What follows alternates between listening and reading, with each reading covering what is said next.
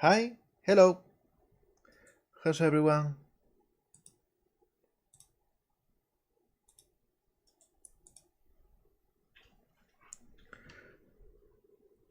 Hi, Scooty. Hi, Dace. Today is gonna be like a very chill one, probably a bit shorter than the other streams, because I'm honestly pooped. I'm really tired lately. I've been working real hard on promotion for Frag and Anchor, and it is really taking a toll on my energy every day. But still, some time to stream a bit and to make some models here, which is something I actually enjoy. So let this be my break for today. So we are not going to spend much time into just chatting and seeing today. We are going almost straight to Blender. I already got the files open. If any of you here saw the tweet from this morning, I want to apologize for worrying anyone. It's just a really trying situation, but I want to do better and I want to just clear my mind and make some funny models today. So let's go to the art scene, and as you can see here, we already got a few models ready from the previous sessions. We are going to model GauntletQueen's Sonic style avatar. She's got like a bunch of different designs for her character, and this one is just perfect for this style of model. It will be the fourth one and the last one I make in this style.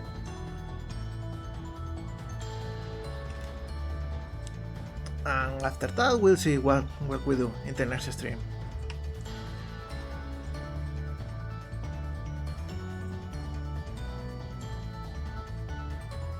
I'm gonna start by hiding these so we can only have one reference.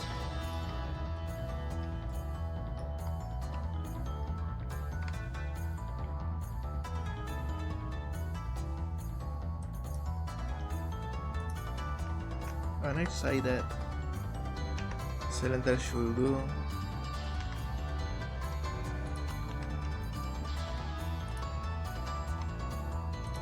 Something like this.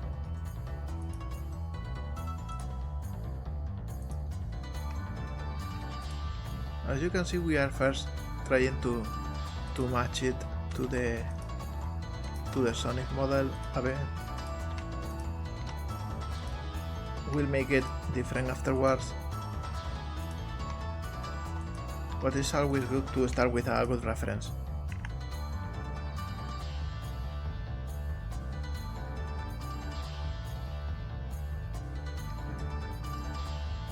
Now, since she has a skirt here, oh yeah, definitely it's a very fun design. Probably my favorite from the few we make, because there is a lot of detail, but not so much that I cannot add it to this model. So it will be fun to see how it ends up looking.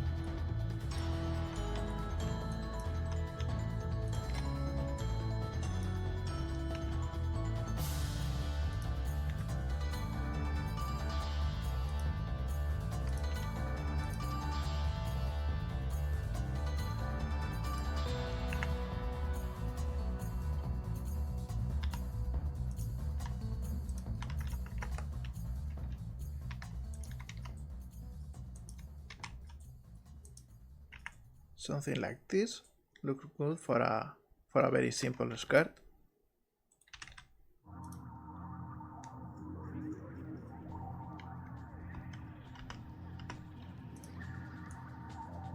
I think it's a good moment to remove half of the model and add the mirror modifier. I always set it to clip in as well as merge because it really helps putting together good halves.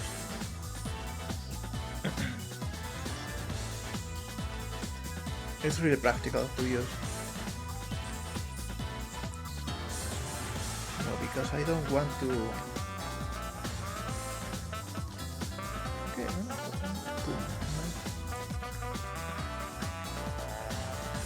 I don't want the pieces to start here in the middle.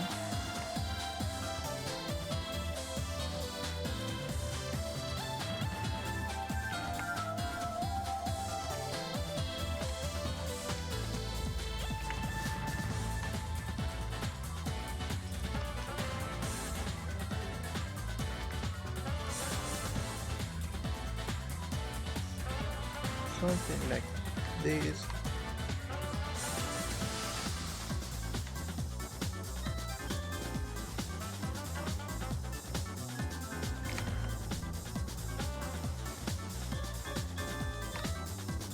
And we are just going to duplicate them for the other half of the leg.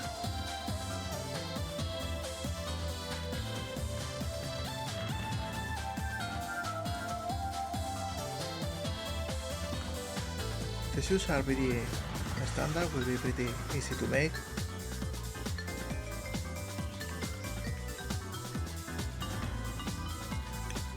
But first we are going to adjust the leg a little bit.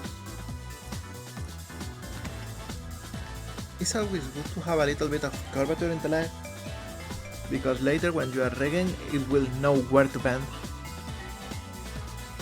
Oh sorry, is the music too loud? I'm gonna lower it a bit.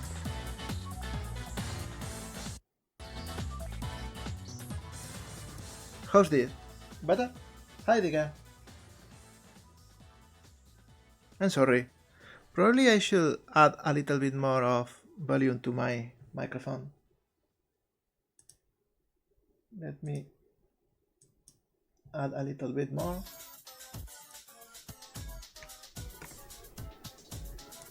How's this? Can you hear me better now? Always learning.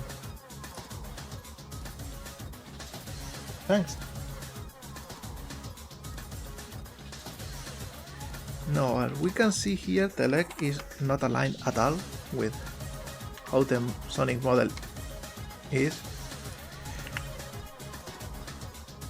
That's why it's really useful to have a reference model always present.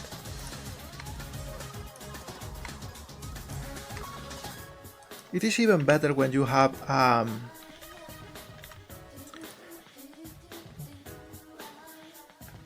oh? Ah, yeah, okay. So let me turn around. Okay, here we go. Forgot to do that. Anyway, I was saying that it's even better when you can have a reference to use as a T-pose from behind, but I'm eyeballing these models just to make it a little more fun of a challenge.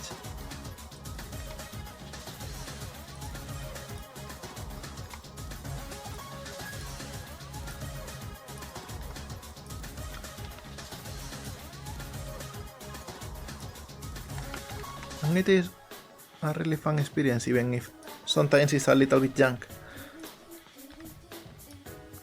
Here we go.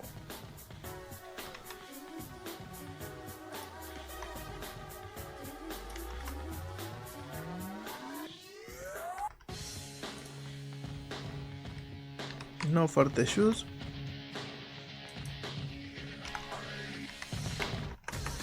We are going to have another triangle, a big one here.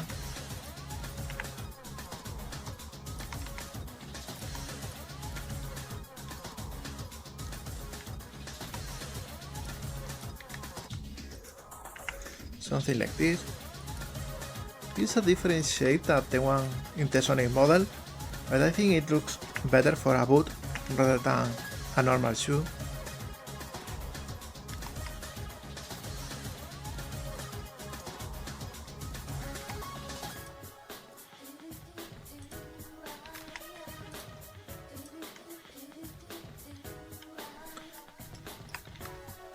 And now the shoe won't be too hard to make.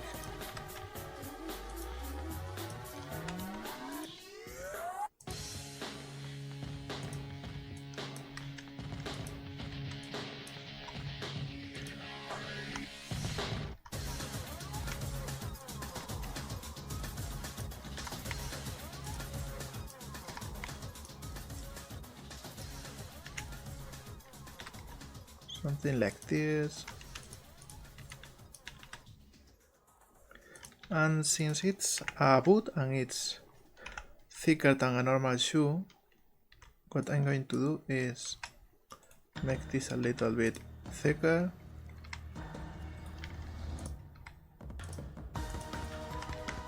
And this a little less.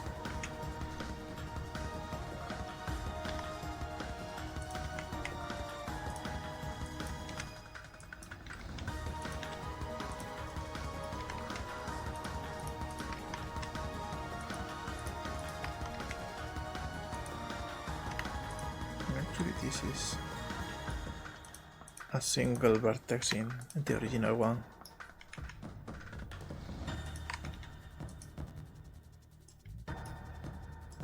And just so we can preserve the shape here,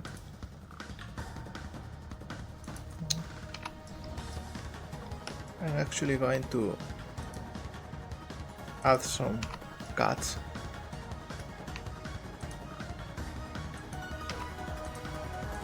Because this way we can make this thinner and still bend properly.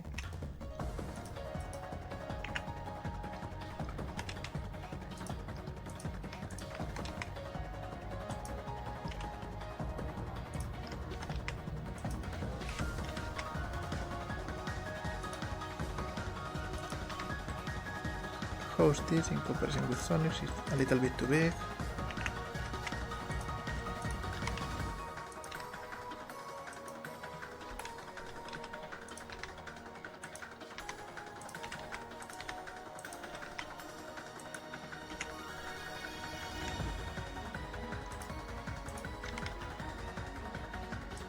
Here we go. And now this needs to be a little bit smaller so it can fit inside.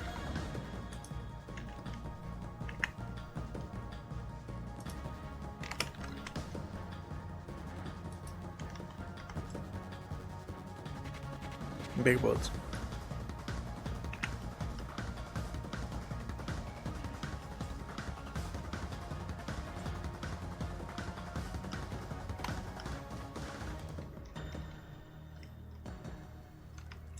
Now what else? Arms are pretty normal except for the hands, which are bigger. We are going to still use the popsicle for hands, but we are making it bigger and we are going to add the wrist area. I think it will be fitting.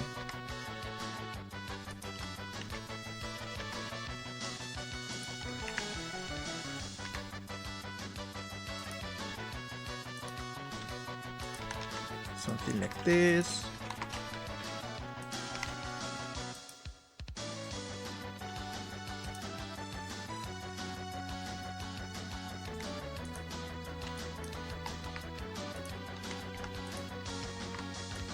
And we're going to use a cube here just to make it more apparent as a shape.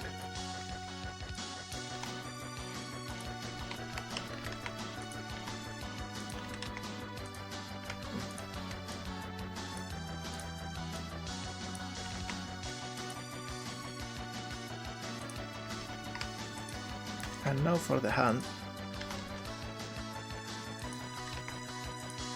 We are making it a little bit bigger than usual.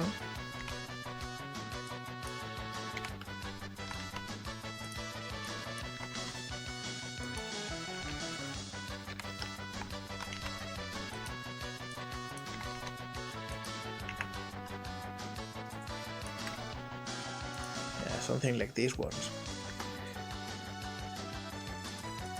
Now this is a trick I always use to check if the proportions are okay with the arms.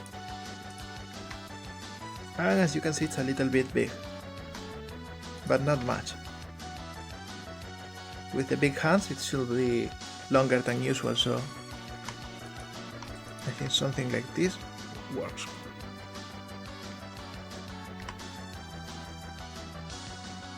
Oh yeah, Lufia is pretty cool. I only played Lufia 2 and I hated the puzzles, but It was a really fun, very classy RPG.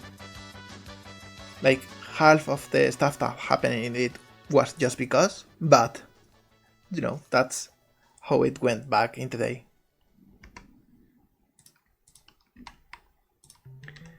Now I'm thinking this shape looks a little bit weird, because we are transitioning from a round body to the skirt, and maybe something like this will look more like they will be modeled in that game. Amy Rose had a similar body shape, where it was half of a ball, but the other half was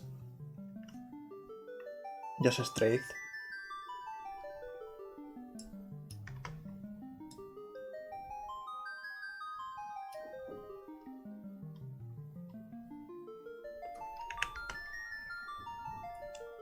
And we're almost done with the body.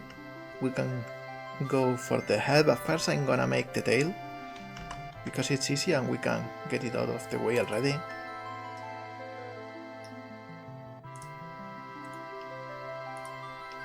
I'm gonna cheat a bit and just duplicate the shape that we already have.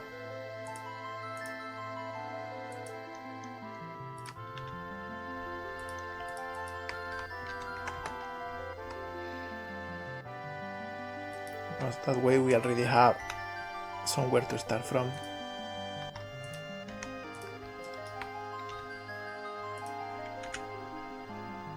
Now, what's exactly the shape of the tail? It's long, it's pretty standard in shape, longer than that.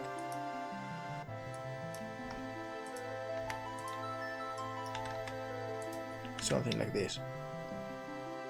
We can even divide it once more, so we can add a little bit of a curvature to it.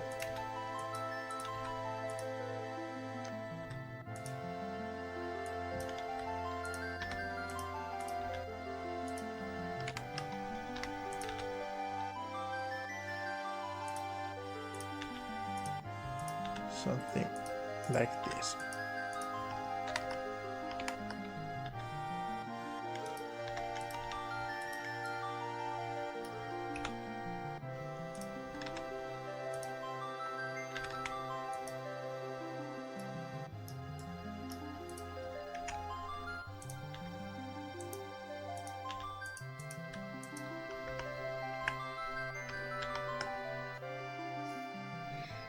Alright, and with that we can already go for the head.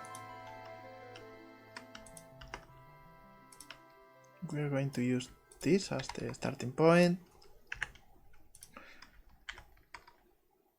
and add a cylinder with 8 sides.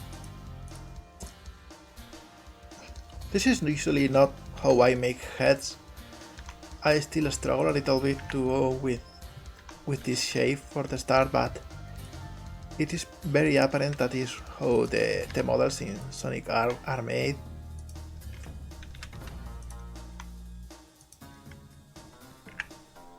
So I'm trying to replicate it.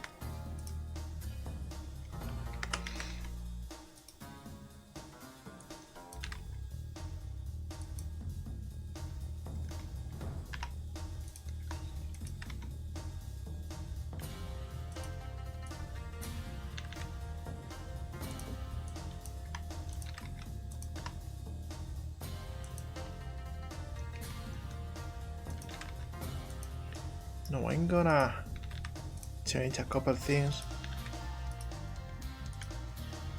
to add more loops into it.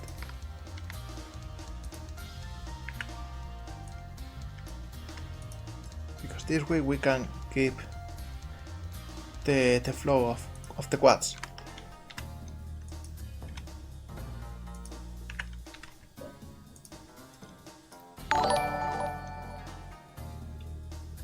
Hi, Regueta con Adventure. Thank you for the follow. It still feels wild to me that there is people just coming and following. Because, I don't know, the streams are really smart part of what I do. The chillest part, probably the lower stakes. Unlike with making games, which is also my livelihood and how I make ends meet.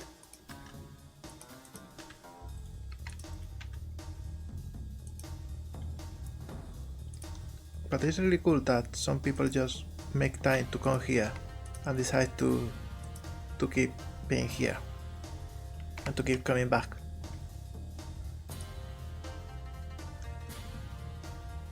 Now I always miss this part of the menu because they changed it from the older version of Blender.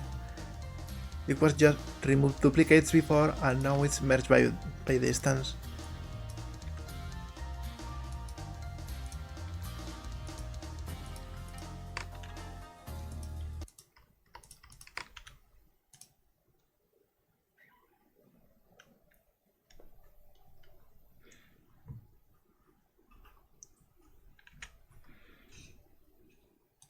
Now for this we are going to do something very similar to what the model here does for Sonic, which is adding some extra loops here.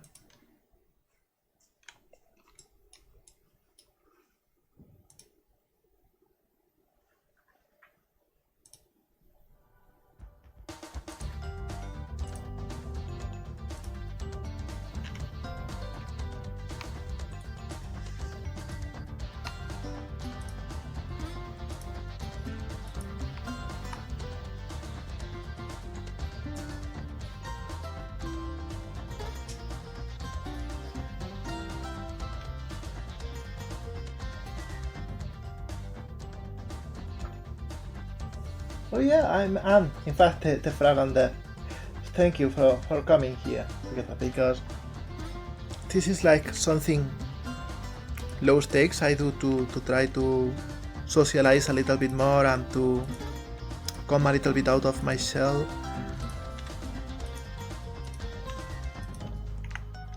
So I came without any expectation. I came blank.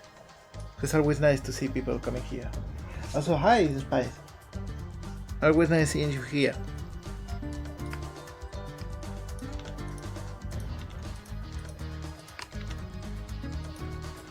Now, this doesn't look right to me. Something's wrong about this topology, and I think it's because I need another cut here.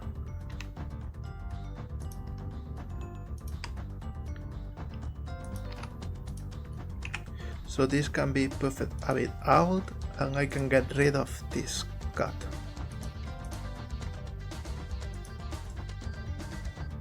Yeah, that's much better.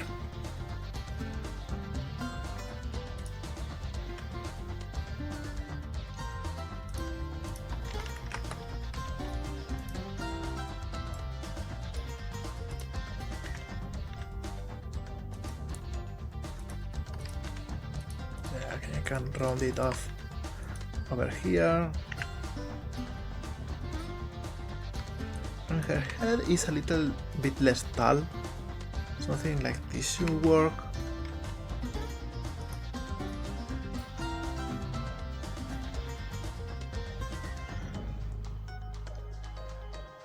She's got these spokes at the sides and the ears are really big, so we're going to make some adjustments as we go. First thing I want to do is the side tufts. Probably this is like the best cut I can make for that.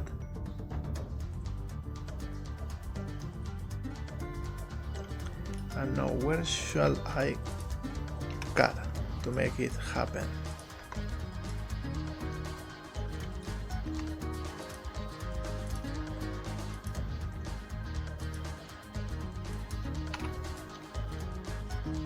Something like this.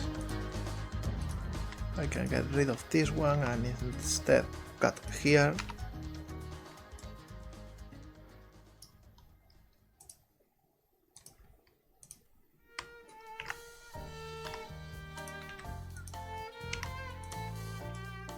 something like this.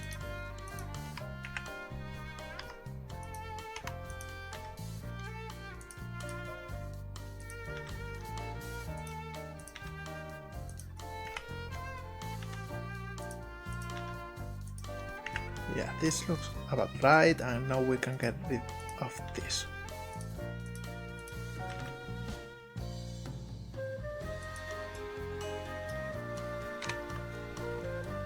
Let's do some cleanup again.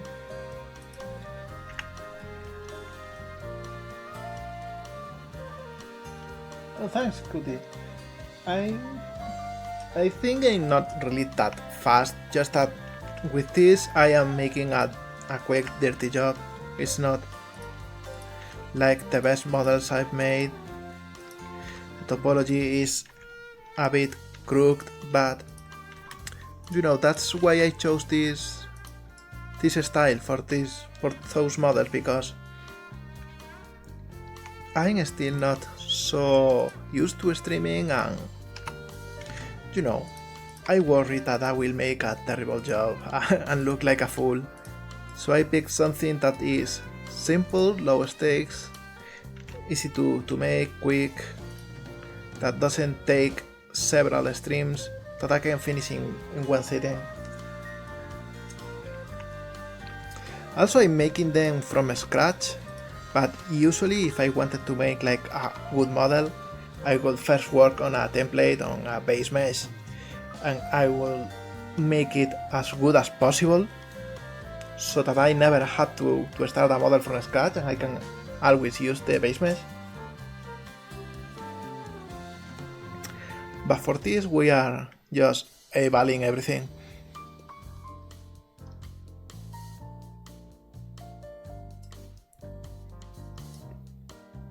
Now for the ears. The ears come straight from this point to this point. They are pretty big. So I think we can do this. Probably this can come here to simplify a bit.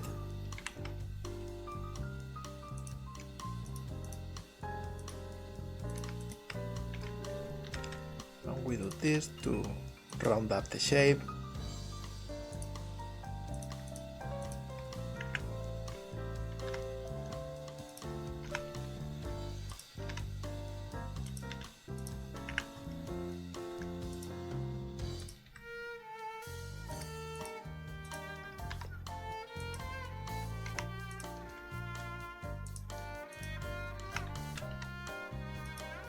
Something like this is a good starting point.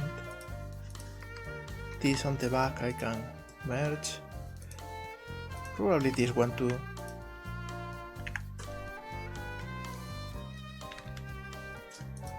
Actually, we are going to... Yeah, let's merge it together. Save some polygons.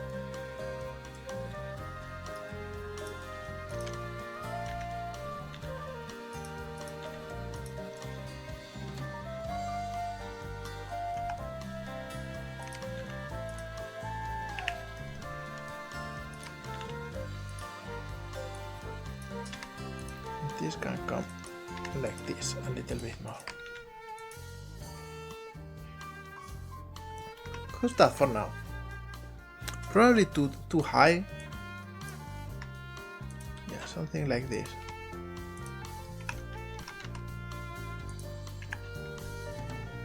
Yeah, that looks more like the reference. Oh, excuse me. Always at the same time. I got an alarm set to make some tea, and I forget to turn it off when I stream.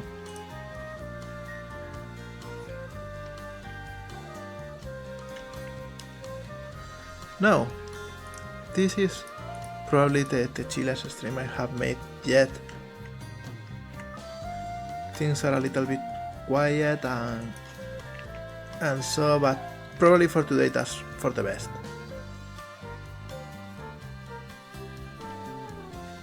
This will be like a good time to take a break, to breathe, and to drink some water.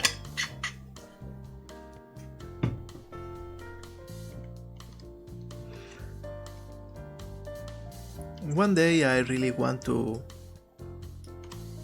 go into more detail about how these few days before the launch of Frog and Anchor are going, because it's being a wild ride.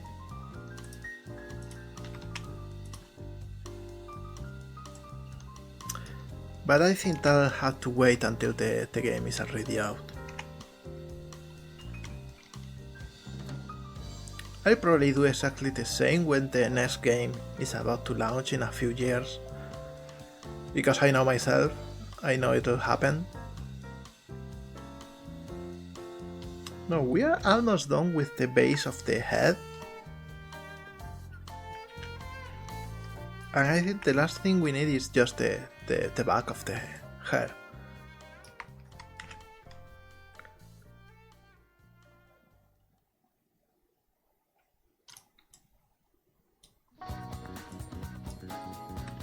We can probably do something like this and like this, so we can extrude from here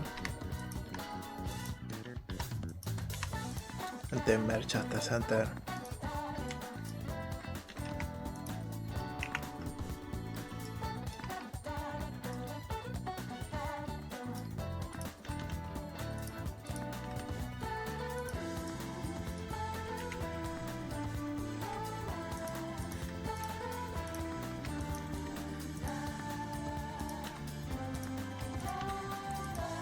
Something like this, maybe.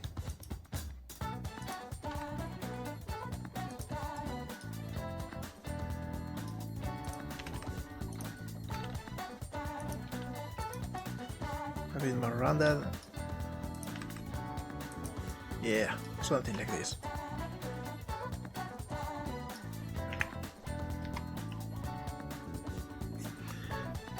The last few details we need are not symmetrical, so I'm going to use a different model for this.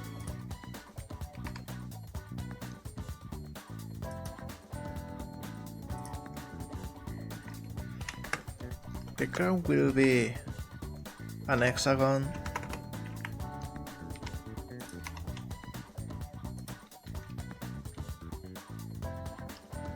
Because they are easy to work with and they look round enough.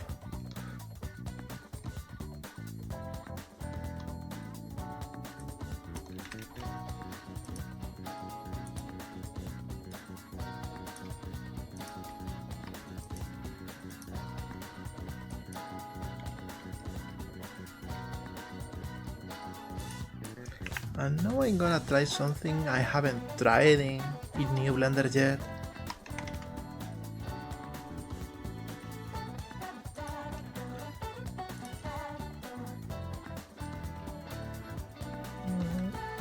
No, that's still...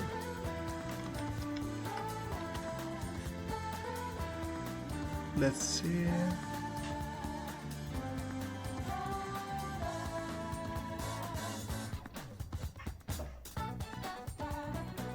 Yeah, I think this is it.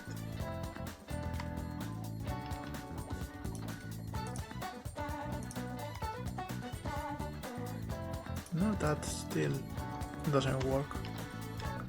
I don't know how I did it back in the day.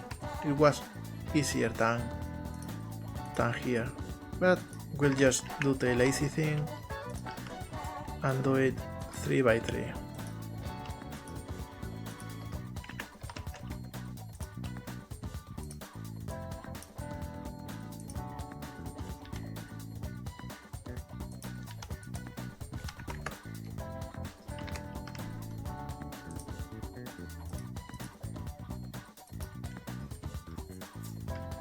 That works.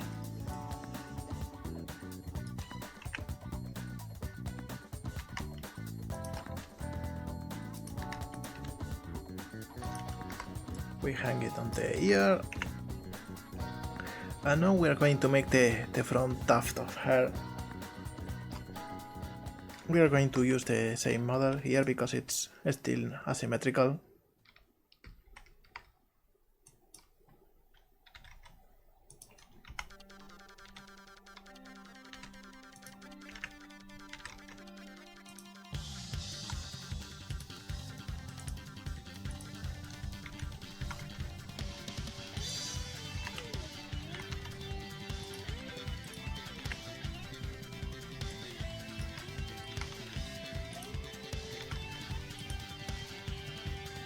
This is going to be like the base shape here.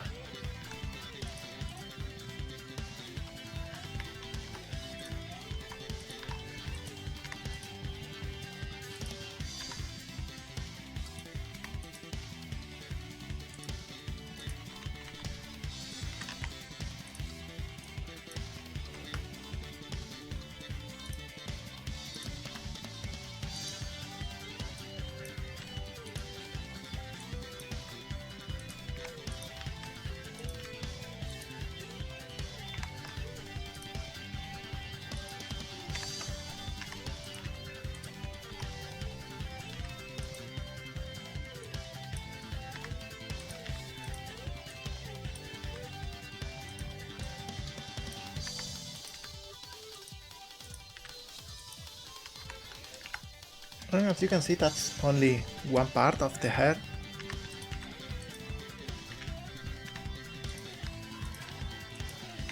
After we are done with this one, we are going to just duplicate part of it for the other. Actually, we are going to duplicate the whole thing.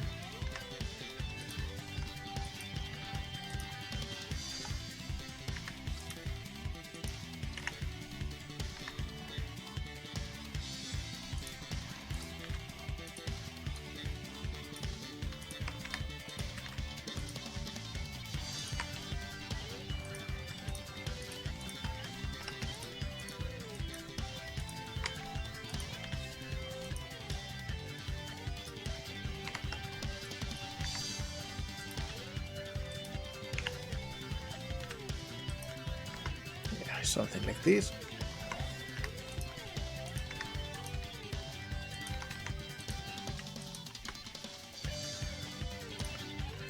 And there we have the shape. We can now go to texturing.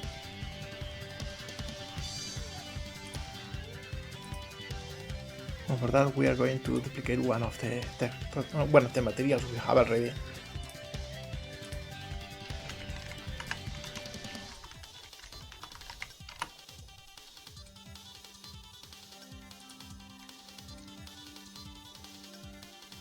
Let's see. And this should use the same material. No, it's still completely black because I haven't painted anything in it yet.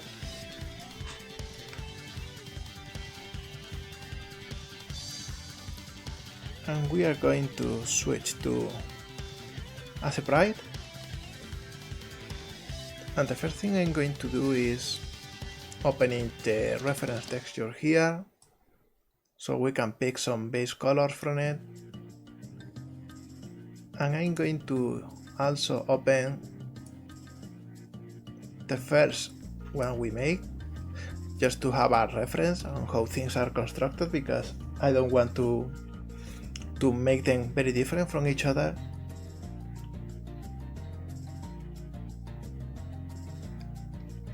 Oh yeah, low poly is something really cool because you can make things look cute, you can make things look unnerving, it has a lot of range. Like, you know, there's a lot of horror games made in low poly, and here I make those little Sonic art style models and there's very different vibes. And that is something that you cannot do with all of the art styles you can use. If you make things realistic, they are going to be less cute or less menacing or anything depending of the concept itself. But this allows for a lot of stylization, and also since there is very low resolution on textures and on modeling. There's a lot of stuff that goes to imagination, and I think that's pretty cool too. Now the eyes are very sharp, very low, and are separated, so I will start with that.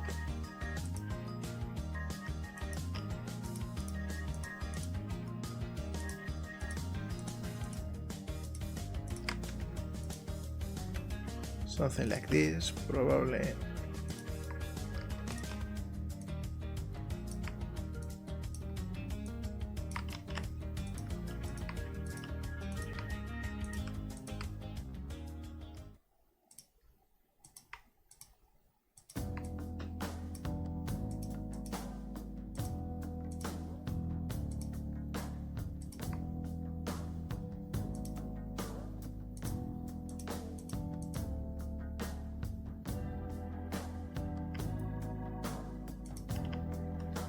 This is probably a good starting shape.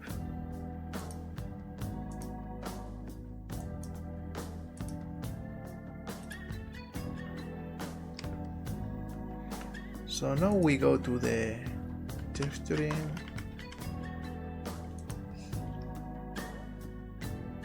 And as we can see, we have a big mess here. We are going to make this so the model is easier to look at.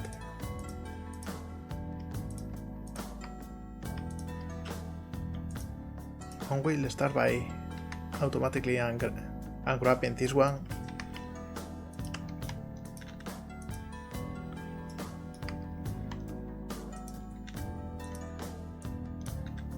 And we are not going to worry a lot about stretching.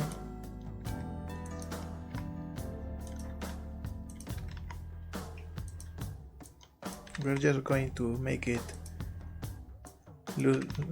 roughly fit. And as we see, the eye is a little bit too large.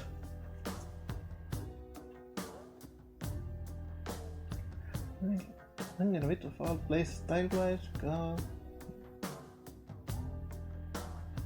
Oh yeah, that's the cool thing about low poly. Like, there's no hard rules. Like, that's why I don't do the 256 challenge or anything like that. Because while those are really cool and they can spark the creativity, low poly is not constricted to the specifications of one game or one console.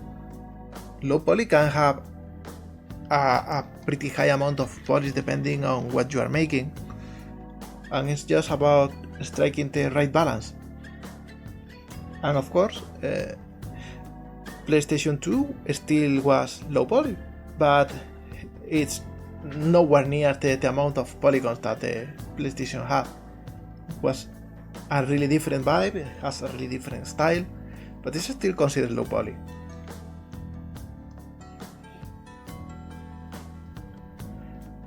And about texture being a bit like airbrushed, that's just a style. I'm very used to making pixel art. Before I made 3D games, I made 2D ones. So that's what I use. I use pixel art as textures, and that helps giving a different vibe and a different style. But different doesn't mean better or worse. It's just unique. So you can do a lot of different things. You can use painterly textures, you can use hand painted ones, or you can use gradients. There's a lot of people nowadays that use a texturing style that is really interesting and really fast, in which your texture is just a bunch of gradients.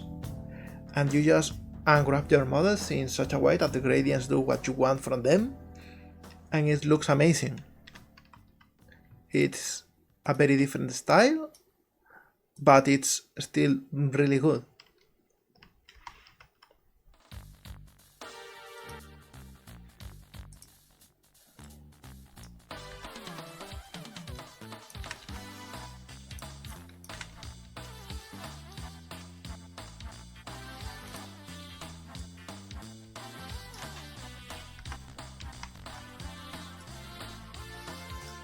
Now I think we have the eye shape correctly set up. One thing that is different with this model from the others is that we'll have a thick outline for the eye, because there is some mascara here. That is something we didn't do with the others, because they were very simple eyes.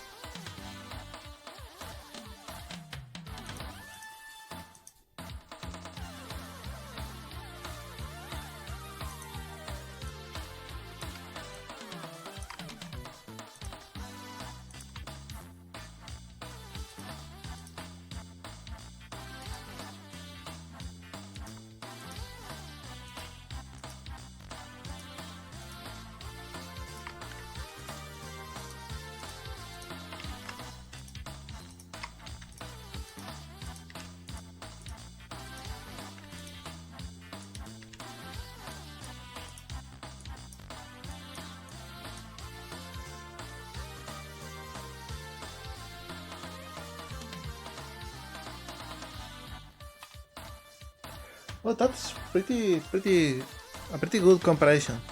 If you paint the stripe in the model... Oh, sorry, I should have switched back here. We lost some work on camera, but it's okay.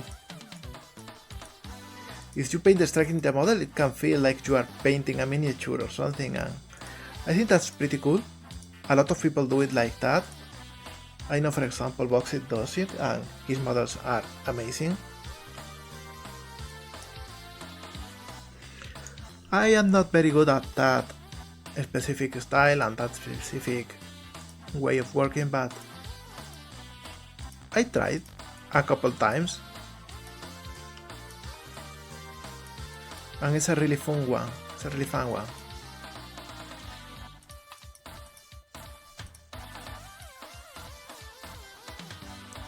Now let's see how this part it goes all the way. So we'll go all the way too.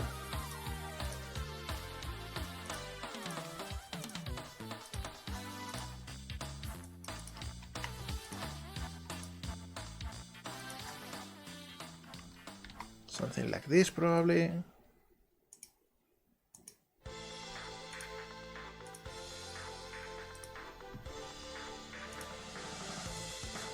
And it already looks better.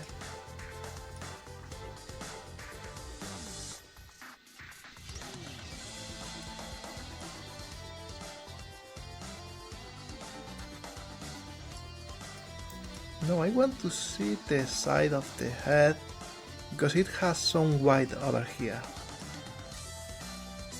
which is something I didn't notice before. So we'll up that. Let's see, it's around this 8 here, about here.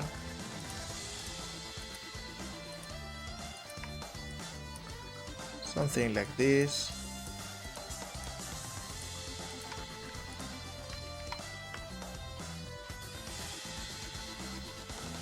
Now I'm gonna pick this gray here, and we're going to do some anti-aliasing.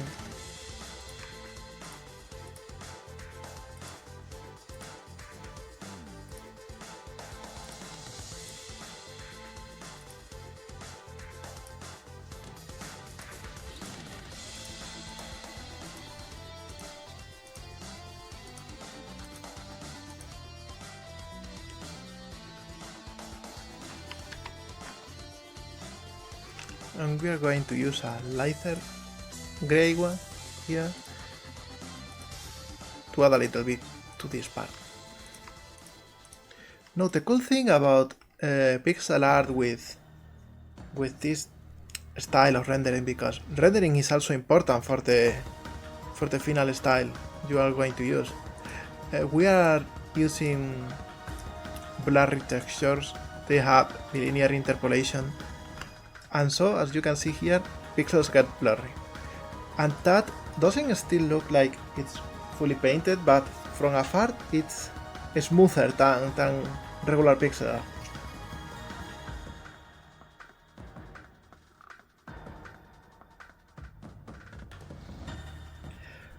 And yeah, Blender Paint is actually really cool and really useful. I've used it a couple times in the past, not for whole models, but for different things. Oh, hey, little Norwegian! Everyone here is one of my best friends, and he is the absolute master at low poly pixel art textures, because if you see his work, it has the crispiest but most detailed and smooth pixel art you will ever see. I don't know how he does it, but he gets the best of both worlds at once.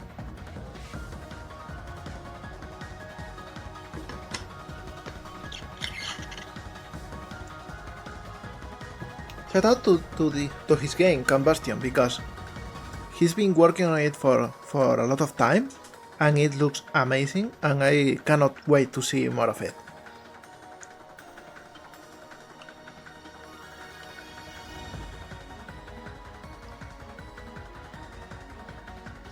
Hey, modding is cool too. A lot of people are starting in making games with modding, and some people just prefer to stay in modding for the whole career, and it's equally as valid and equally as cool. I have a lot of respect for modding, because sometimes modders do things that game developers could only dream of. Especially the developers of the game they mod.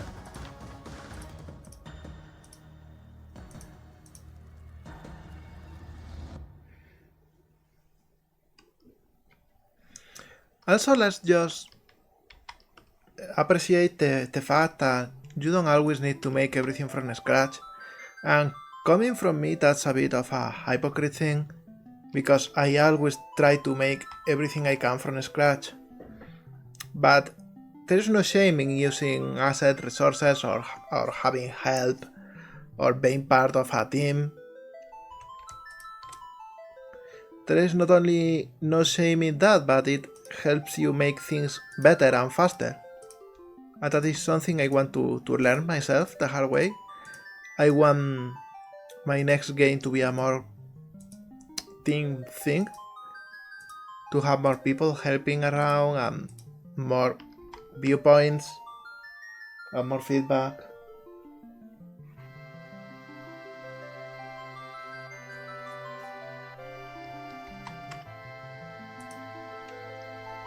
And you know, sometimes the smart way of doing things is to not have to make everything from scratch, like we were the first ever human on Earth. That's 11 by 19.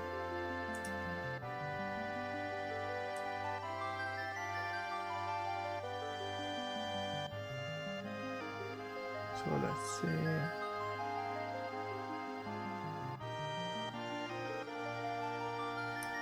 That's one big shape.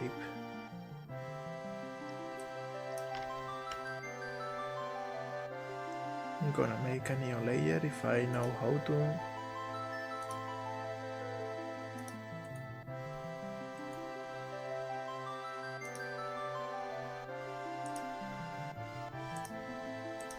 Alright.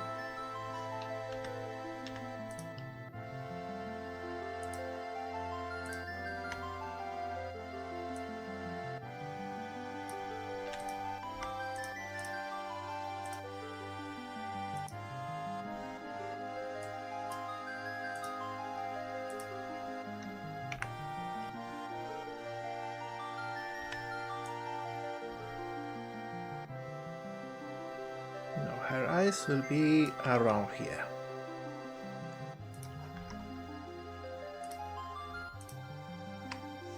So I'll delete this. And let's see how it works in the model.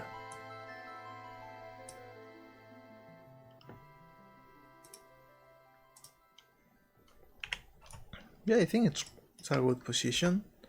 Probably need to tweak a little bit the UVs.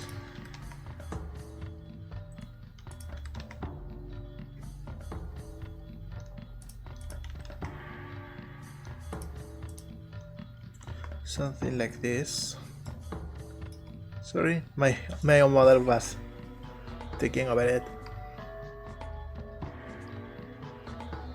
Yeah, I think it's a good position for the eyes.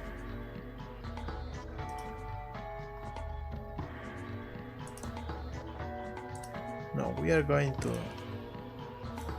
pick a more bluish, darker green.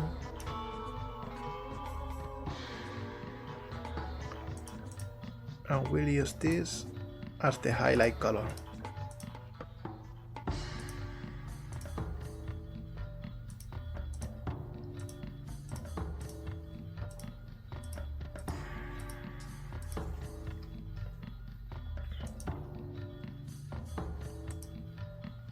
And now this shape is 3 with 2 extras, and it's 2 pixels under the top of the eye. So I think it will be like this.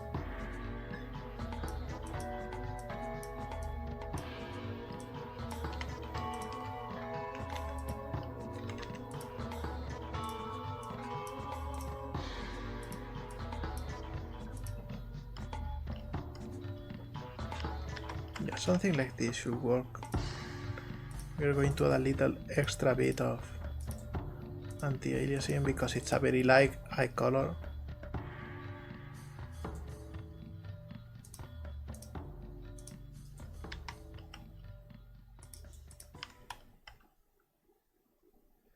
And let's see how it looks in the model.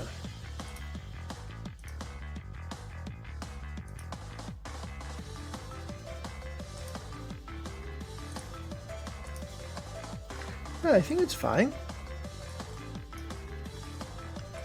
I think we did it with the eyes.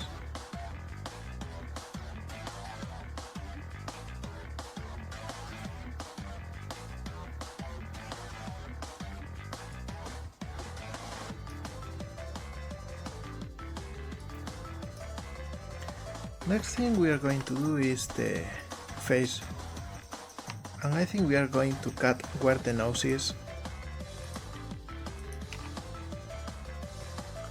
so that we have a little bit more of control over it and its shape.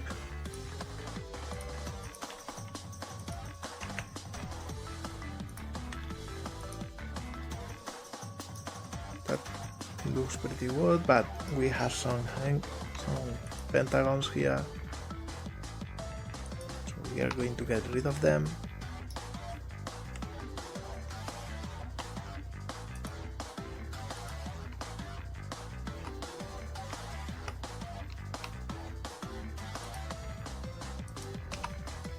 It's very important to be mindful of where you put your cuts to get rid of the endgons, because depending on that, the whole normal changes. So you might want to cut them in specific ways to get the flow and the normals the way you want. Like for example, here we get some smooth ramp over here, but if we had cut it the other way, it will just go inward.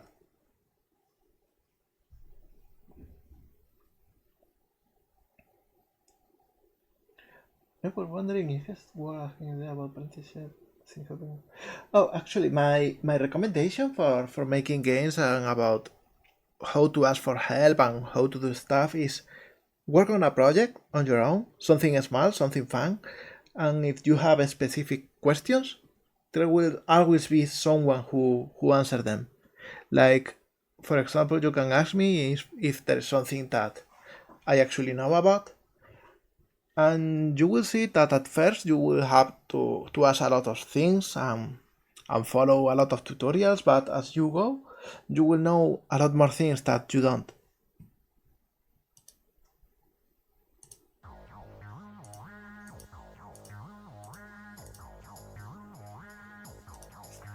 It's the way things go. You start not knowing much and having to ask everything, but very quickly you know most of the stuff you need to do, because, and this is something that is hard to see and hard to learn, but you don't need to know everything. You only need to know what you need to do. And in my case, for example, I don't know about sculpting. And sculpting is like a really big and really important thing, but I don't know anything about it. I only tried a couple times and I did a terrible job at it, but since I only make low poly models, I don't sculpt, so I don't need to know sculpting. I still want to learn someday, because it's really cool and you can make very different things with it, but there is no need actually. So there is no pressure to learn sculpting at any specific pace.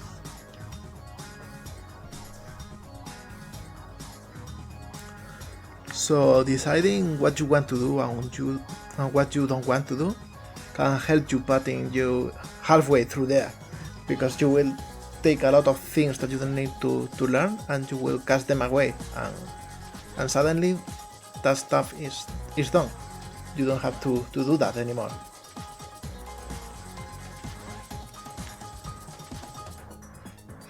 Now let's paint a couple squares here for the flat colors.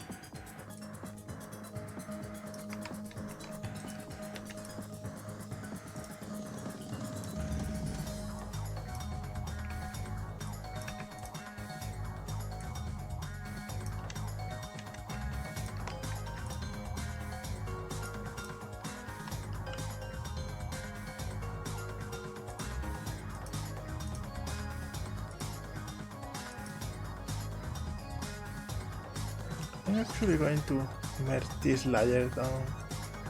We don't need 2 layers anymore. Hi, Turbo Topology, thanks for following. That's a really cool name.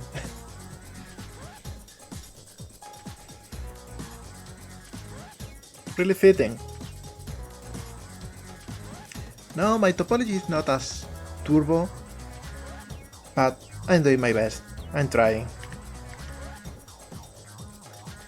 I was actually cooked for having a couple encons in one of Frogon Encor's models. I was a bit in a rush and it's just a flat shape, so that didn't matter that much, but I'm fine-ish.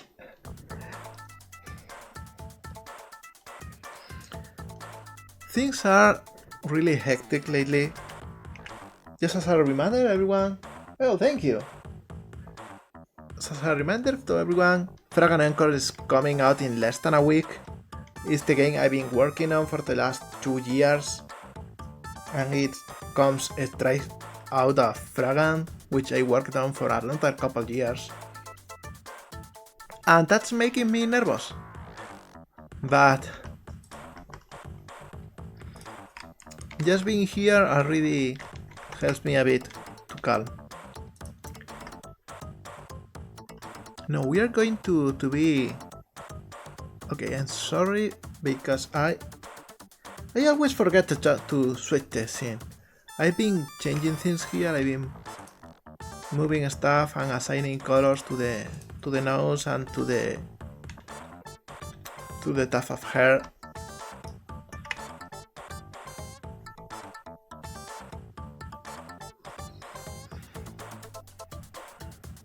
We are going to be cheeky and do something that I like to do with shadows, which is just having an area in which we have the base color and the dark color, and adjust the shadows in the model just with the UVs.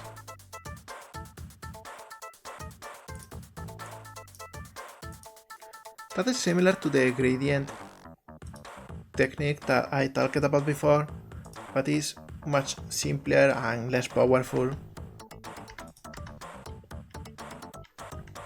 Still very useful and very quick.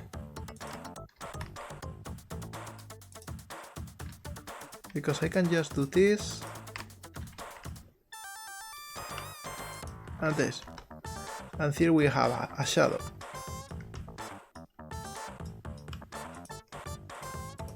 Same with this, and of course with the backside.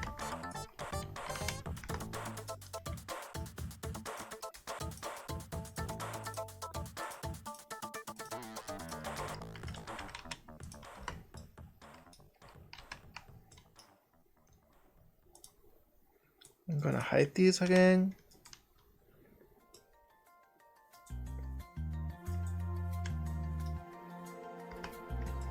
And I'm gonna paint the inside of the hair too with the darker color.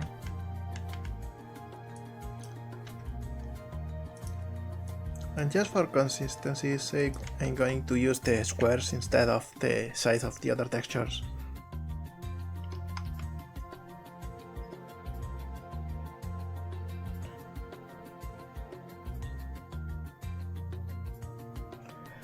Well, you see, if you are good at art and you are good at writing, but you are not good at coding, the good thing about game dev is that there will be someone somewhere that is good at coding, but is not good at art and is not good at writing. And you will meet that person and you will work on a project together, and it will be better than what either of you could make on their own. Because as I said before, you don't need to know how to do everything.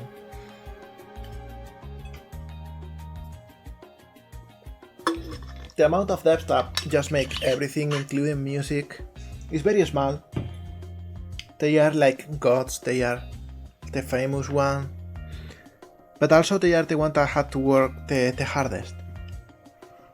And that requires not only effort but also sacrifice, which is something less cool to put through a project.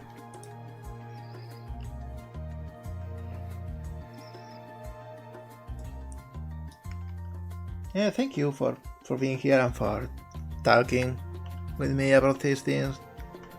There is a lot of stuff about this going on in my head, especially as I get near the launch of the game, and how I want to make things different for the next project.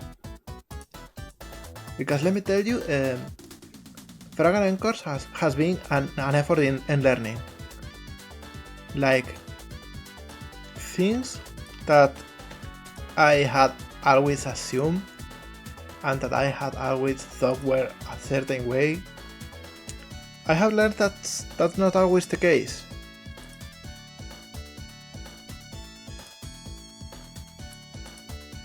I have learned a lot, I have learned a lot of things that I wish I had known like earlier so I could apply them to this game.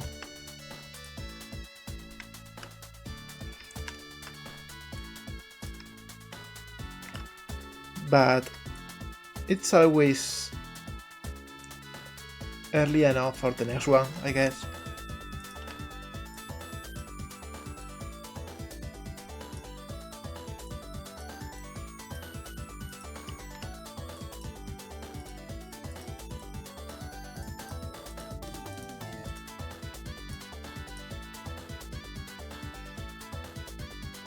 Thank you. I actually really thank you for all of the support and all of the kind words. Because I think I kinda needed that today. It really is like that, it's weird. Because it doesn't matter what I manage to do, it will always feel like it isn't enough, that someone somewhere is going to judge me, and I don't know, it doesn't make sense, but I guess that happens to everyone.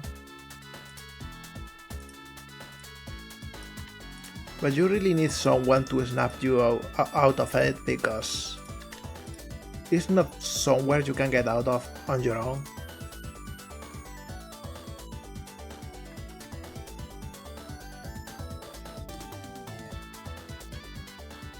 Come on, waiting with his pants always. This guy is not only a master of 3D modeling, he is also a master of pants. He is my eternal rival in pan making.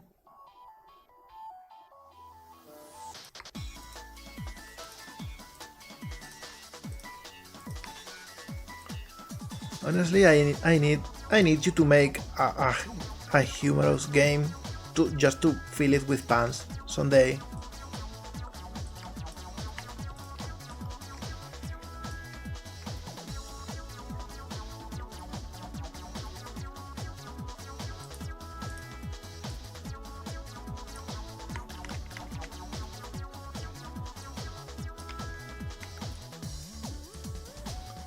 One thing I never get a hang of is how you can paste things here and not move the rectangle right away. I always try to do it the Photoshop way.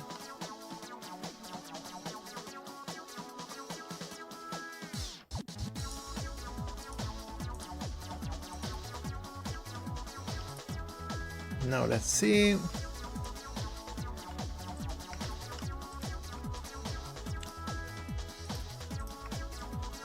Also, something I want to make note is that I am not using seams at all, just to save a couple seconds, and I will probably save way more time by using seams.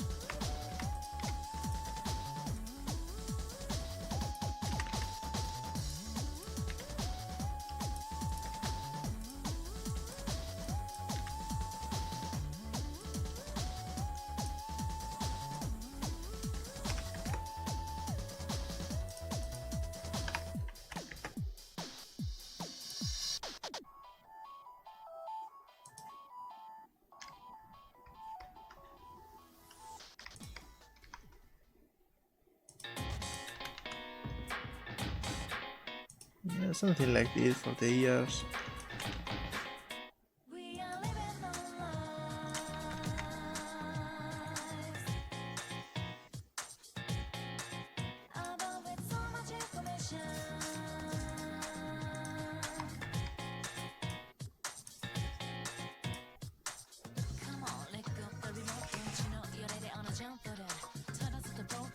Alright, with this we have the ear, we have the whole head except for the crown, which is probably what we are going to do next because it's just another yellow square.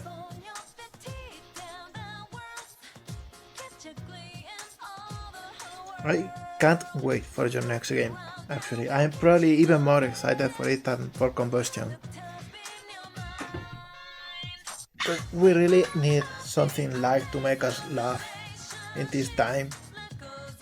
I don't know what it is, but everything is a bit more hectic lately in the last couple years. Even before COVID it started to look weird to me. Or maybe it always was like that and we just didn't know.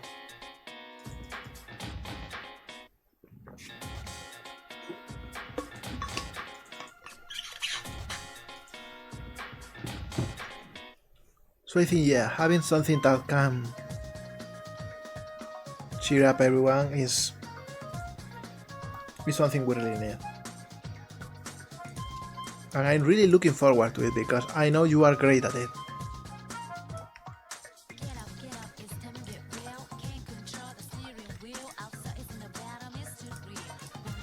Now I'm going to talk again about GauntletQueen because we have been working on this model for a while already.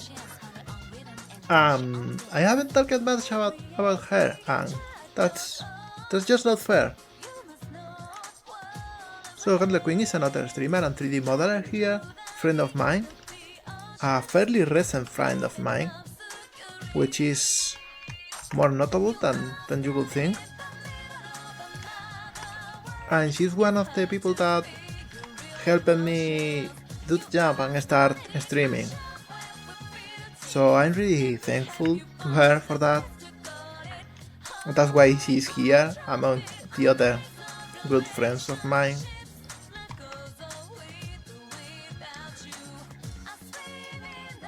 She not only streams art but also plays games, does a lot of collaborations. So it would be cool if you could follow her and have some fun. I guarantee you her streams are really fun.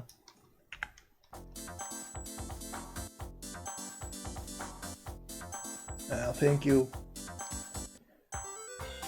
Fragan is very light-hearted and I'm happy that it's being like something fun and something positive for people.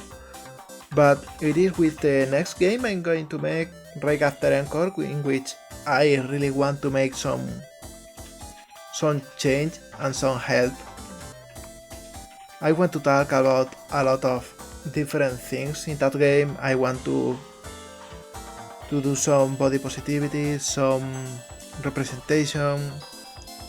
I want to launch a little message about believing in yourself and doing what you think is what you want to do. And it's not that Flagan is a shallow game, but it really doesn't touch that many topics that directly. And that's something I want to do different for the next one.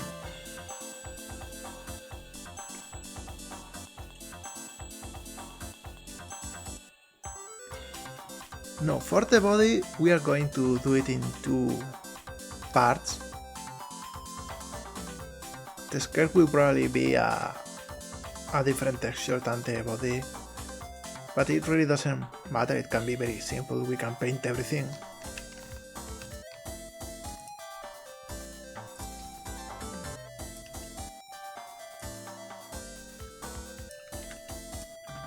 So we'll just do this and this.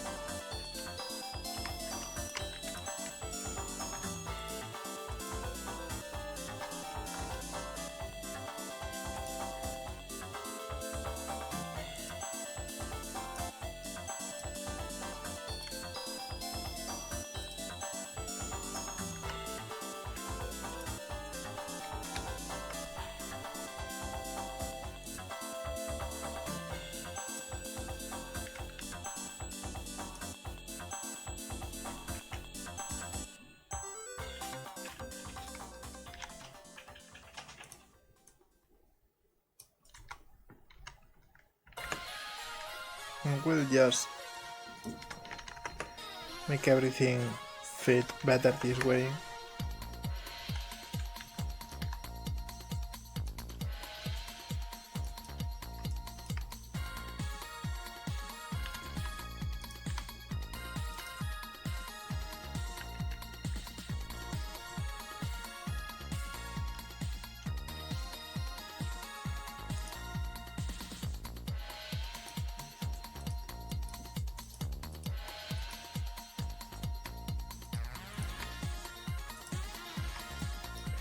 That's a little thing, but the music that we are hearing now comes from Pocket Fighter, which is probably my favorite fighting game because it's so silly and so accessible.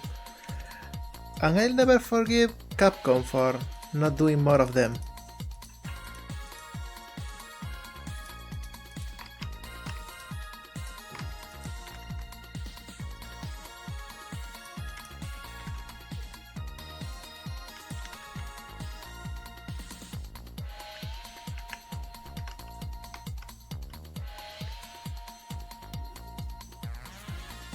Now with this and grab, we are going to go back to Sprite and tweak it a bit.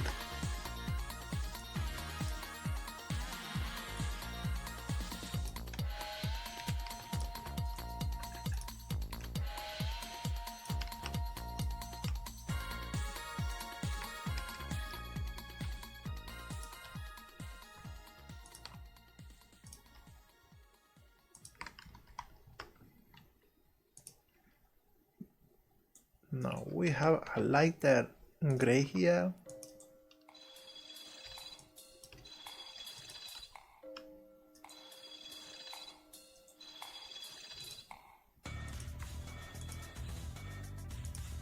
Yeah, we are going to do it like this.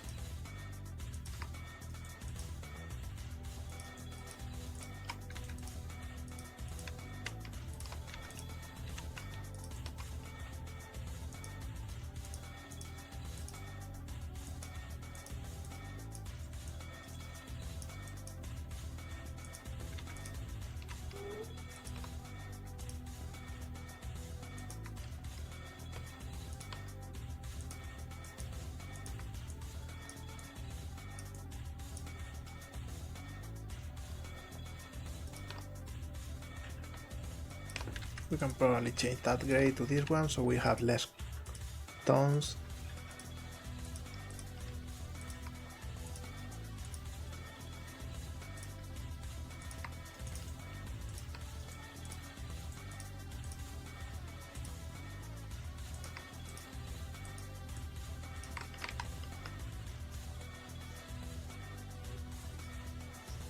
Pocket Fighter is really cool.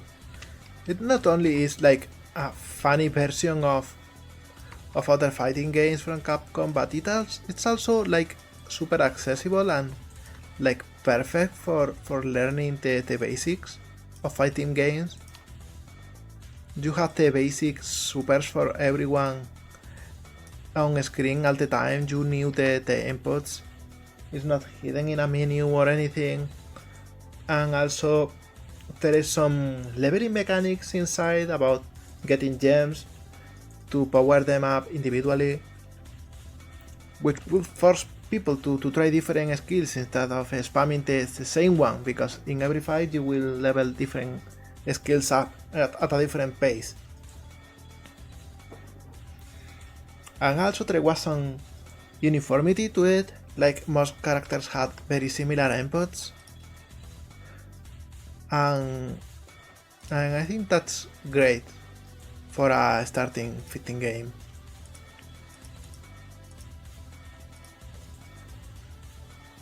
If only there has been a second one with more characters and more modes.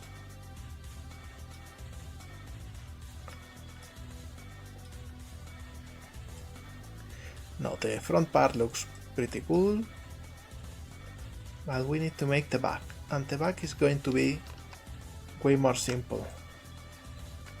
We are just going to do something like this.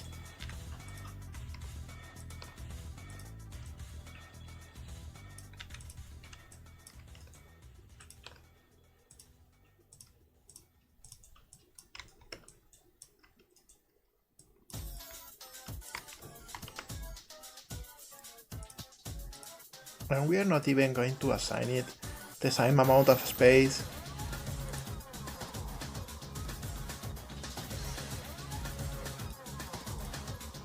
Because frankly, you cannot even see it.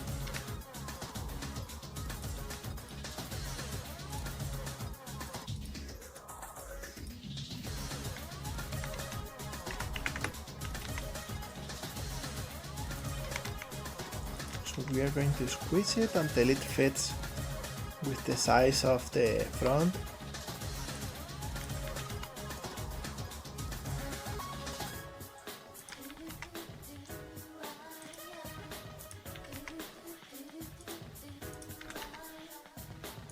Yeah, something like this. I think that looks just fine.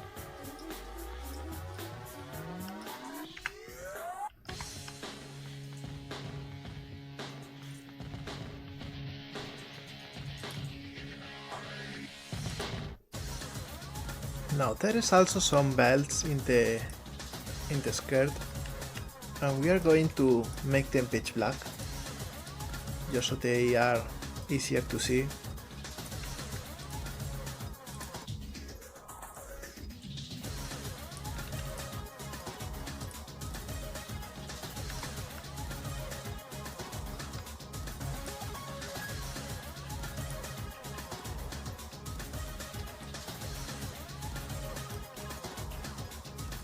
I'm thinking about how to do the little asymmetrical belts.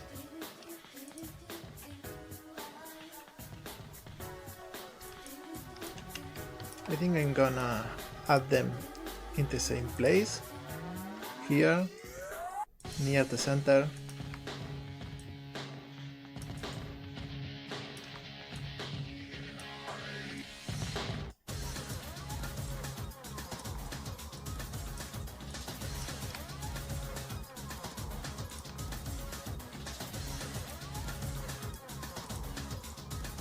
Something like this, so they have a little bit of shine.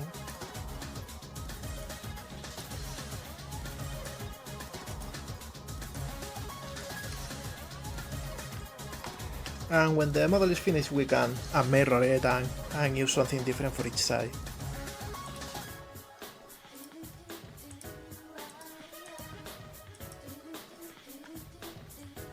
Now let's get back to Blender. Yeah, they look fine for a mirrored version. There is some stretching here, and instead of tweaking the UVs, I think I'm gonna fix it with the actual topology. Yeah, something like this. Now this part looks a bit weird because it's using the same as the rest of the texture. So I'm gonna put it together in a single point and make it pitch black. We're almost done with the texture already. Oh yeah, Ibuki is so cool. It was one of the trickiest characters because Ibuki didn't have any usual long-range projectile. Instead, she had like a diagonal downwards attack. But it was really fun to use. My favorite were Xienko and Felicia. Because I love Darkstalkers too. And Xienko is really tricky to use. She has a lot of weird little attacks that move in different weird patterns. But Felicia is pretty straightforward and very easy to play with. It's also a speedy character, so if you mess up, it's not that hard to recover.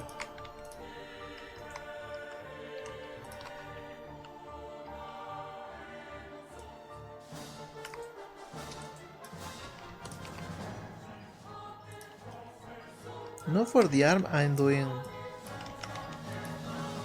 a little thing here in which I put together two normal color squares but add some transition between them.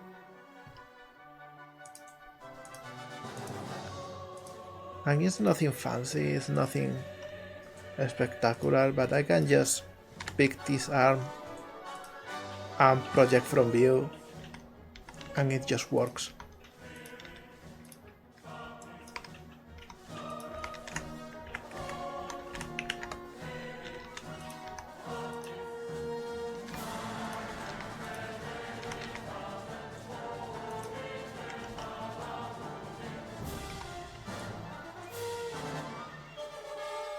Xienko is great. She's so fun. She has big claws and she throws random stuff from her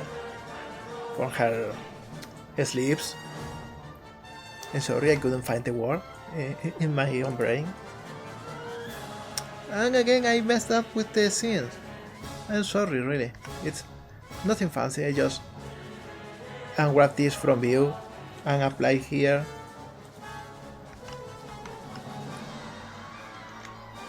I'm gonna go to sprite again and I'm gonna make this part of the gauntlets.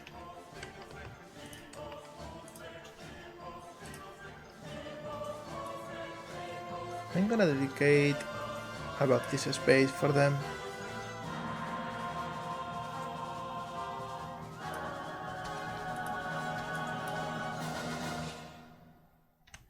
I use this color for the danger marks. Probably a bit bigger.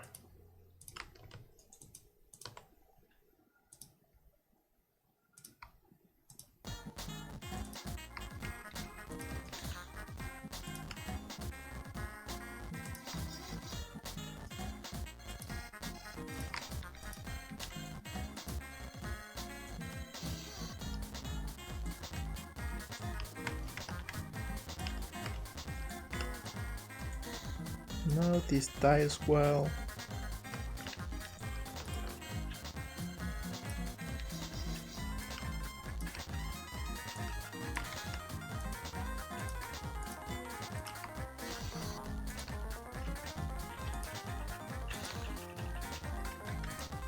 I think we can probably use this color here. Nah, not really. Different grays for different things.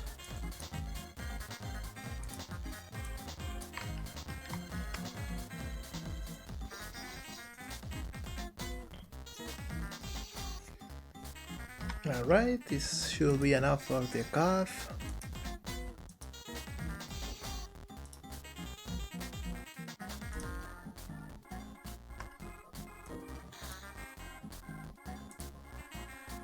We're going to and grab from view again. You'll see me do this a lot for these models because the Sonic R models has some very loose UVs. They were very lax in how they did this.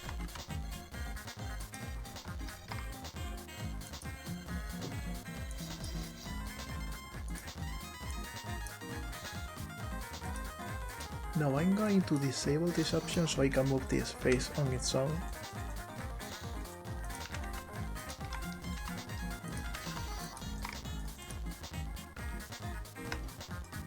Alright, and now so that it doesn't create weird artifacts, we just make it a bit smaller.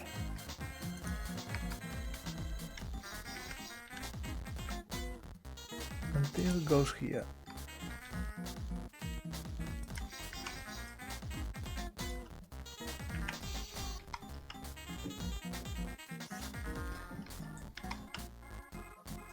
Now let's see how we make the gauntlets.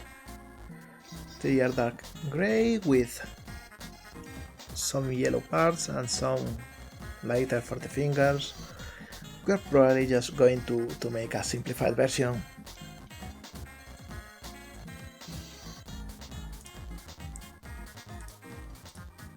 Since the hands are pretty big, we are going to make a bigger rectangle.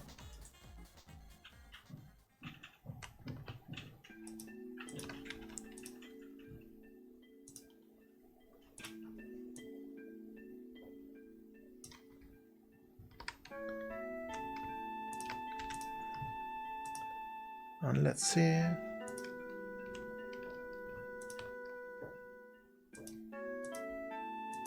Something like this.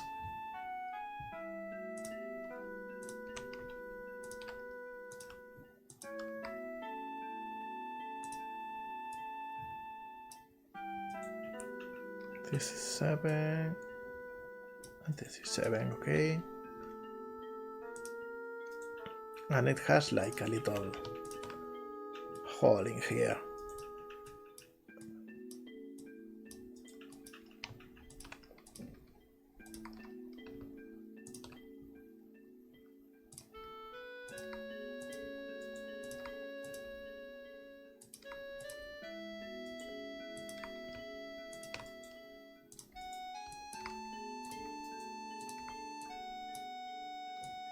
And if we do it like this, we can make it seem a little bit more 3D than it is.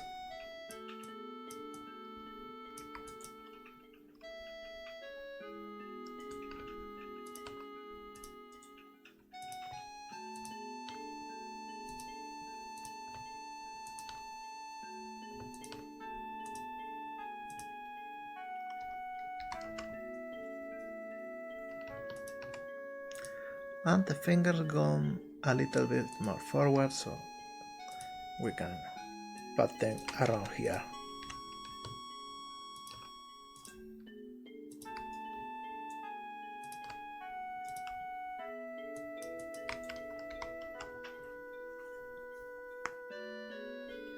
And this should be all we need for the texture, at least for now, because we can duplicate it. Actually, let's not do that yet.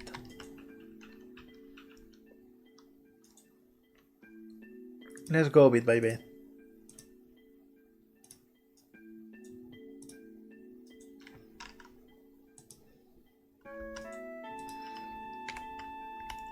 We can again use the project from view.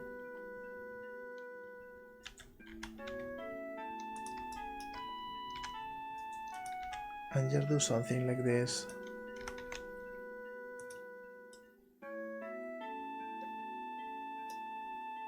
This is good enough.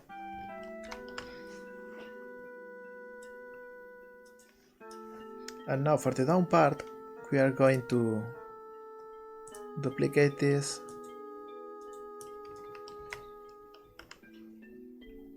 Sorry, we are going to duplicate this part. I'm gonna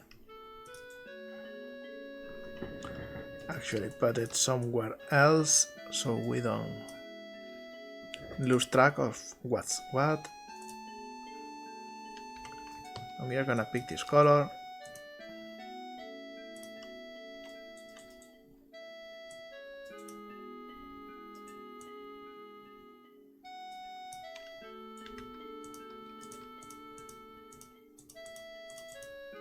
Something like this will be enough.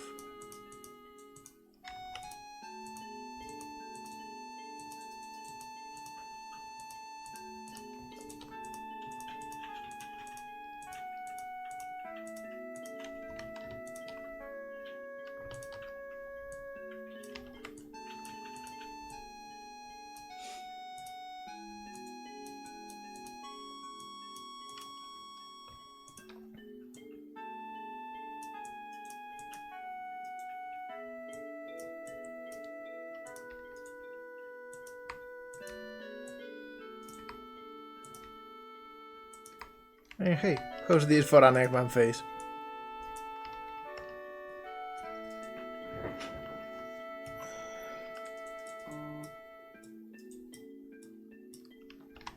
Probably even better this way.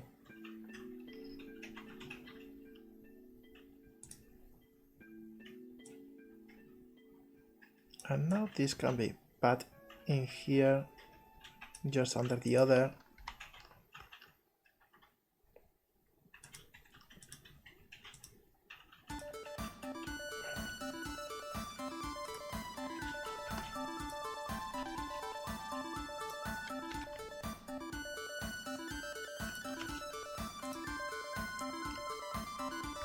And with this we have both sides of the hand.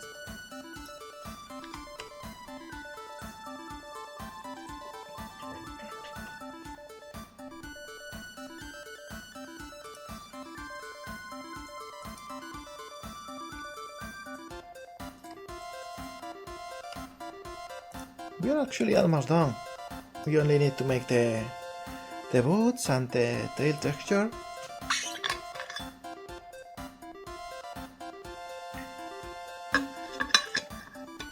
And then we'll do some mirroring and some tweaks.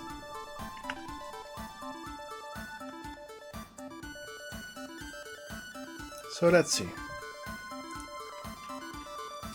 For the boots we don't need a lot of detail.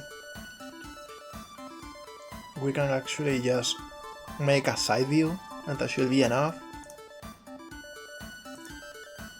And this is the same color as the skirt, so we'll just do that.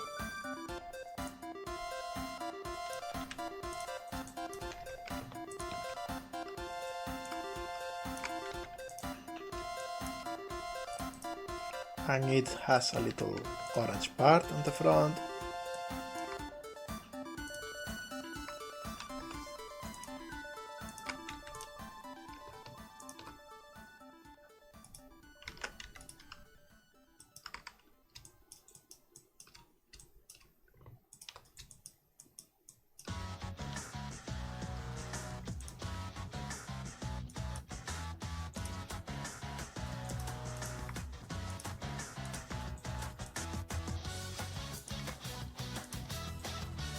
Something like this should be enough, actually. We can probably use the skirt for the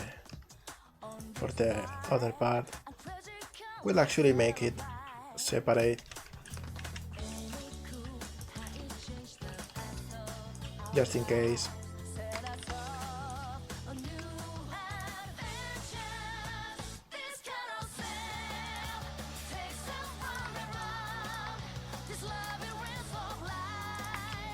Yeah, something like this.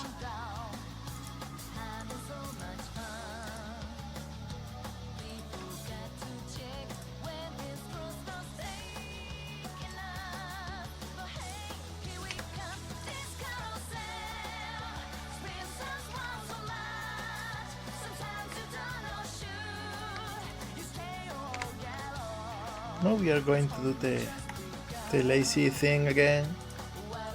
And use a project from view thing.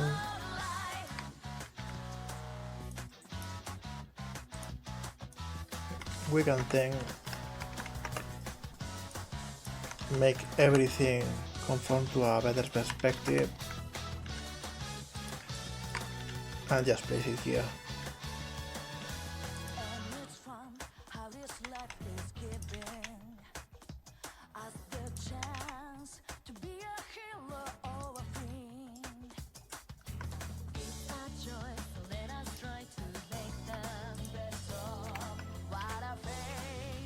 And this part can also be projected from view.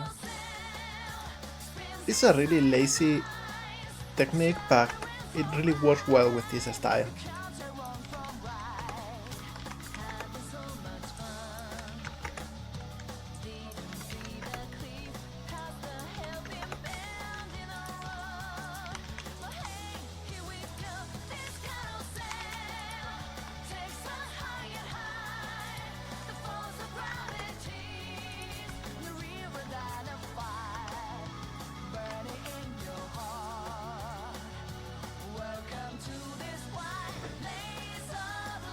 So it's starting to look like the character. We only need to work on detail now. Which should be fairly easy too.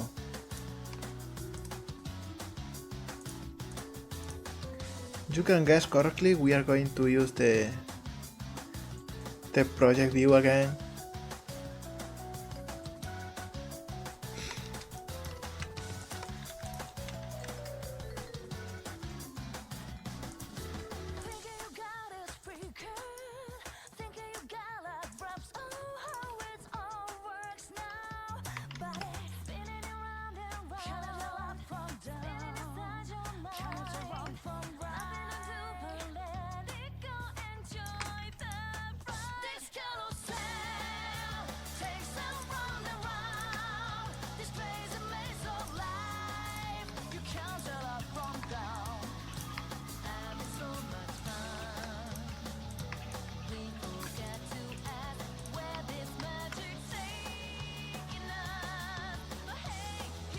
That is probably the only thing we need for the tail.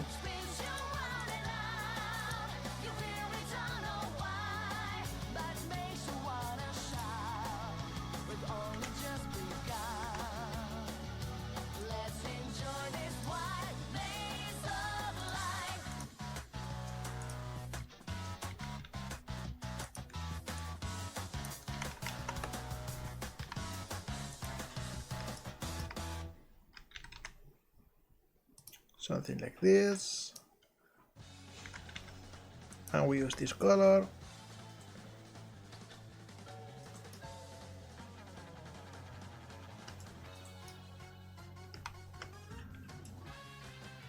And I think with that we have finished the model, except for some little tweaks that we'll make now. Like for example, I'm gonna go and apply the mirror modifier, so we can move this here, and so that we can change how this works.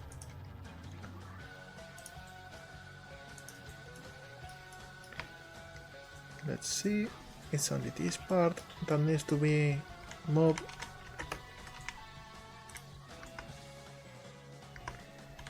And actually we want this to be further from the belt.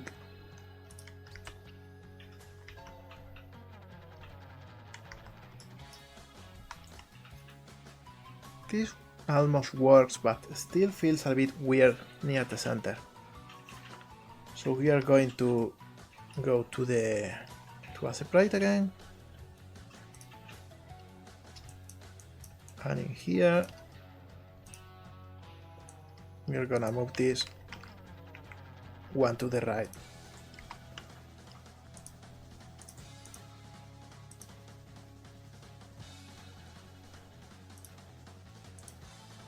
And that's better.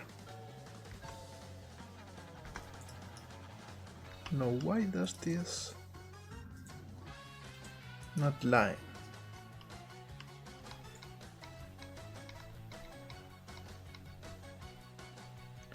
Oh yeah, that's why. So I need to do this before I move the side.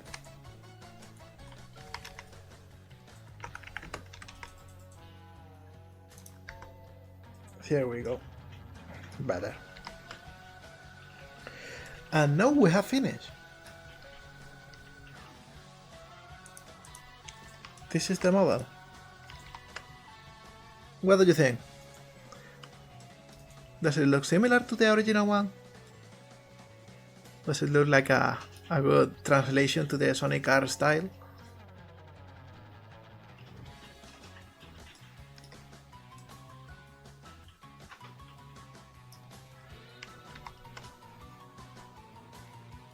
Well, thank you, Ayase.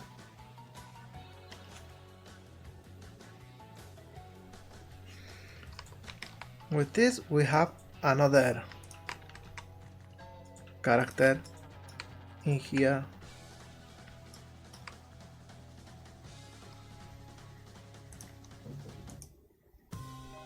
We're going to change the name of the model too. Actually, let me check, because yeah, she has a different name in this form. So we'll just call her Queen.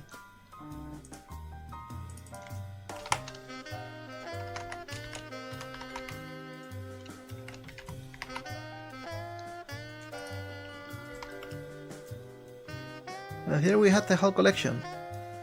The 4 of them.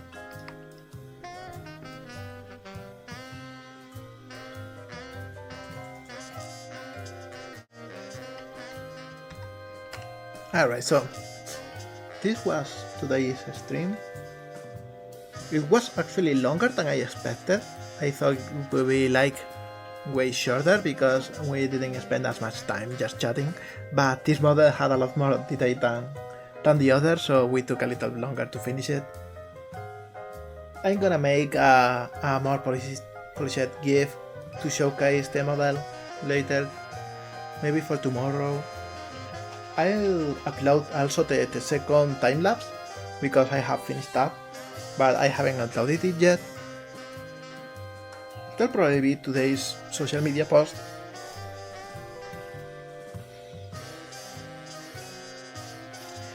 Oh, they could be really cool in gachapons. I wish I had a 3D printer and I knew how to use it, because honestly those little models could be really cool to have as miniatures. Maybe something to learn someday. But hey,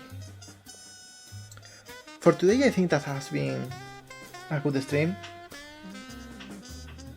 Very chill, very calm. But I think that's probably what I needed today. So I want to thank you all for being here again from the start to the end. It's 11 people here now. So I think it has gone up as the stream has gone. So thank you for being here, everyone. Thank you, Marisa. Thank you, Jack. Thank you, Little Norwegian. Thank you, everyone. Hey, Falcon Trade. Hello. You can just at the moment in which I was about to finish the stream, we have made a GauntletQueen's model. It's the 4th one in the series. Actually, let me showcase it for a second. Here they are, the 4 of them. This one has been the most detailed one so far, and I had really a lot of fun modeling her.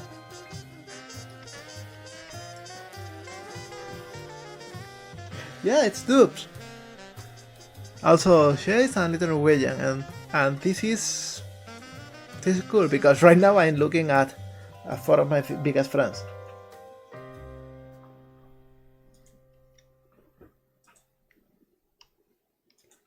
So yeah, I'm going back to the office. And again, thank you everyone for being here. Actually, let me try something, because I don't even know if I can raid. There's no one to raid anyway right now. Someday I'll learn how this works little bit, step after step. So thank you everyone, and next week we'll see us again. We'll have another stream. If you have suggestions about what to do in next stream, just let me know, because after making these models I don't know what to do next.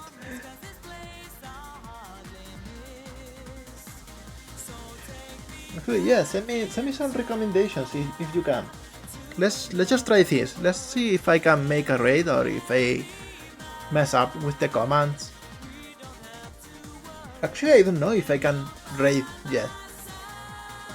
Since the account is pretty new and I don't have the affiliate yet.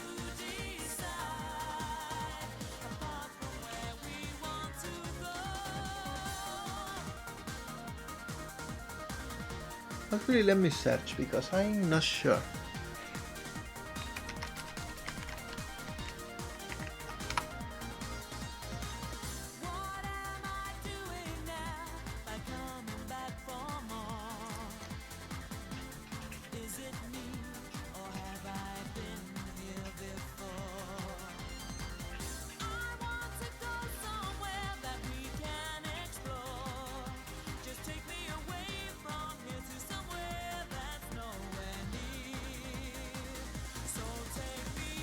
Yeah, it doesn't seem...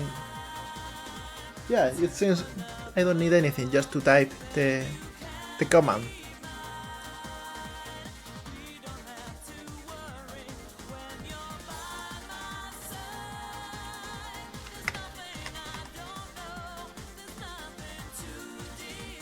No, who? Yeah, thank you, Diga. If you can recommend someone chill to send you to, that would be cool. Plus, that way I also discover a new channel to follow.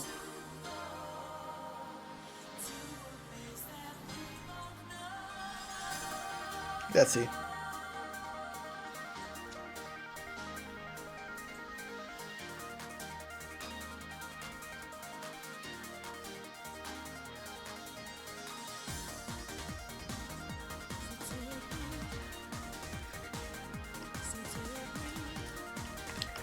Alright. Well, let's everyone go to check Reliable channel. Because if she's doing some cute Sonic art, that's something I want to see too. Alright, let's go.